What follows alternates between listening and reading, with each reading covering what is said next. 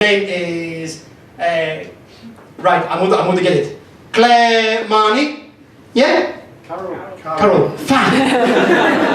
Fuck. You know what happened when I went to the room and I introduced everybody? I repeated their names 3 times so I can just remember them. Go, this is a technique, guys. I'm going to totally remember your names, but I'm so shit with names. Carol, quite close, but not really. Sorry. Name is Carol Mahoney. Come on, do your thing. Should we give her a round of applause, or should we do Rocky? Rocky. Okay, I wasn't sure if you wanted it. About 7 people want it, so let's go with Rocky, guys. Do this again. Now, Carol, you know where to come on. So, guys, Carol Mahoney, and let's do this.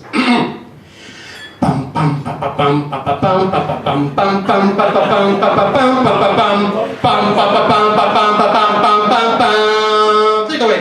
Yeah, there were 7 people who wanted this.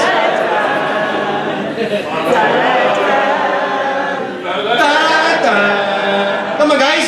Oh my God. All right, stop it. Somebody be cheering. Harmony.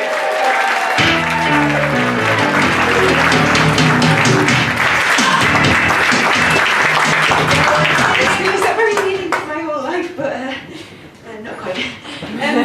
My name's Carol Mahoney, and I'm doing a PhD in geochemistry. I use the chemistry of rocks to try and find out what the environment was like when that rock formed.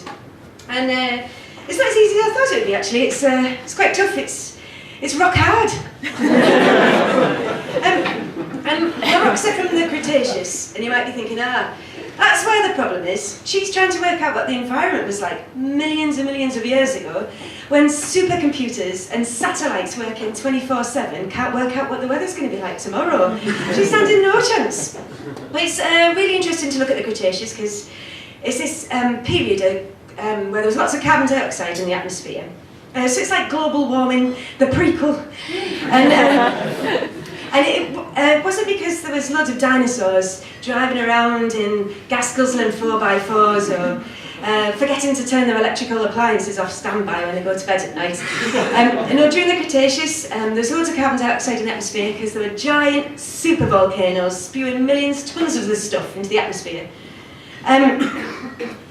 So we all know that watching the prequel helps you to pick out some of the complexities of the plot in the original film.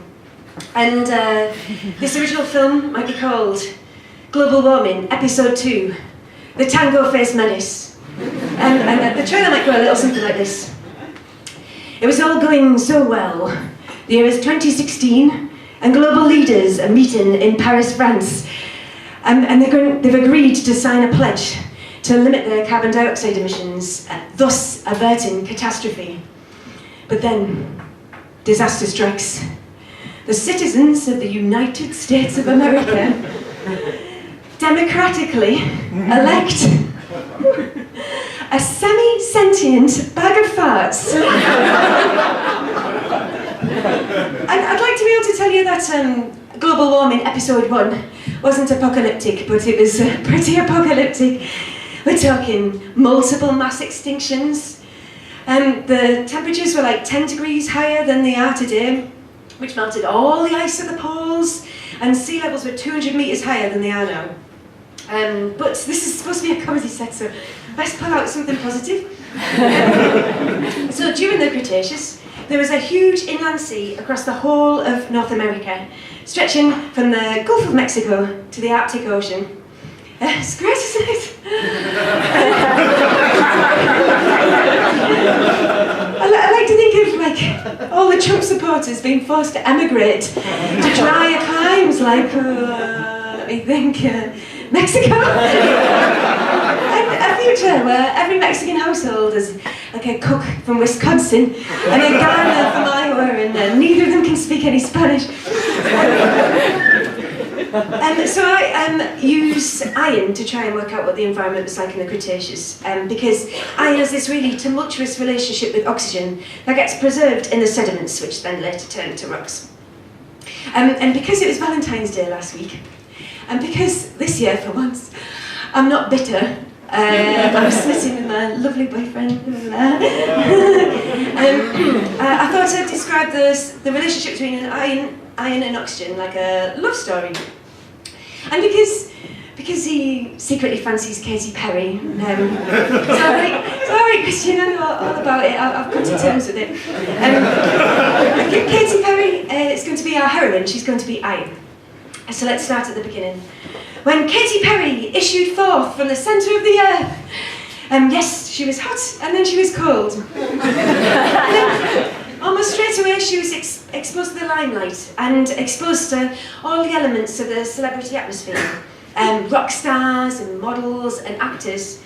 But when she met her first British comedian, Russell Brand, who's oxygen in this love story, it was like pure chemistry. Russell Brand was a real firework, and Katy Perry, being a bit of a floozy, straight away gave Russell Brand the thing that closest to her heart. She gave him her spare electron, and they started reacting like that very night. And by all accounts, they were reacting all over the place. They were photographed reacting in streams. They were videoed reacting, frolicking around in rivers, and before too long, they were packed reacting naked in the open ocean. And they were really busy people, Katy Perry and Orlando Bloom, but they still had time to have fun with each other. Lots of people wanted a piece of them. So Katy Perry was always wanted to do live shows because she's like such a talented musician, and people were lining up to take a photograph because she's like really beautiful.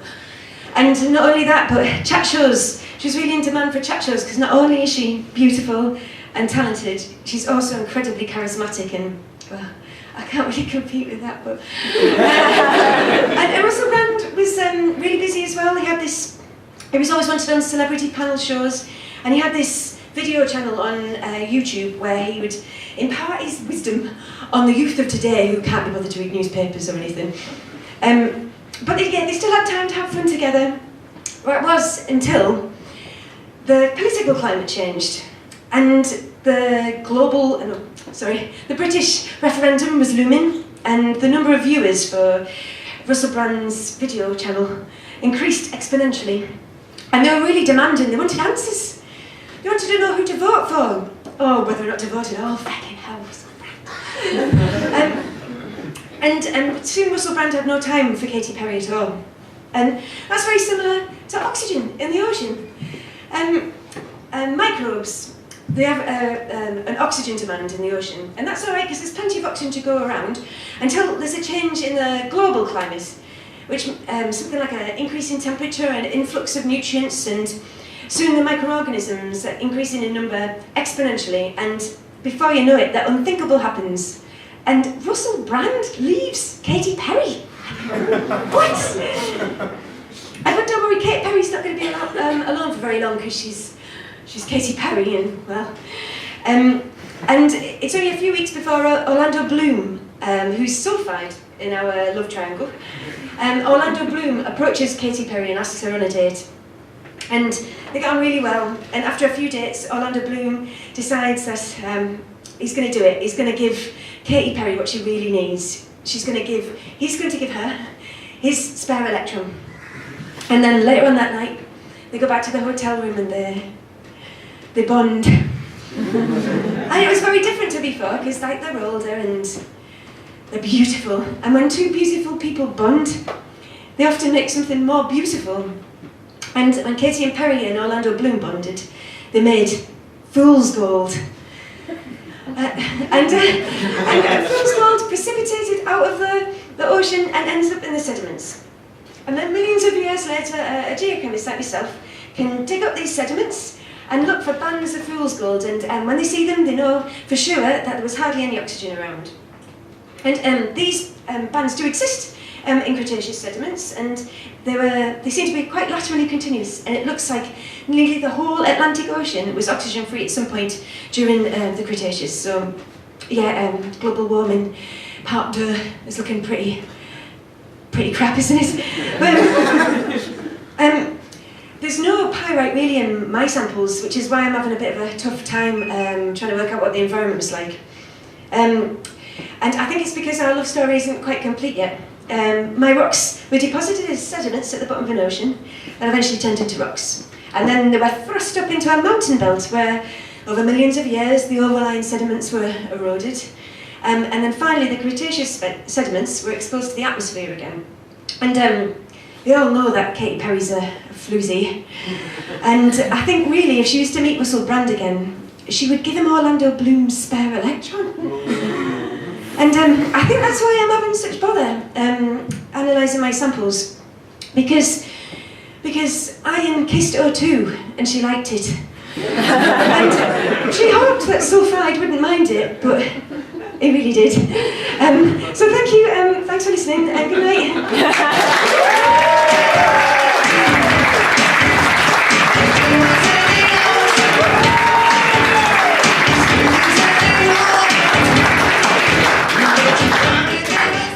There you go. Science and what's happening in showbiz, guys. I don't know about you.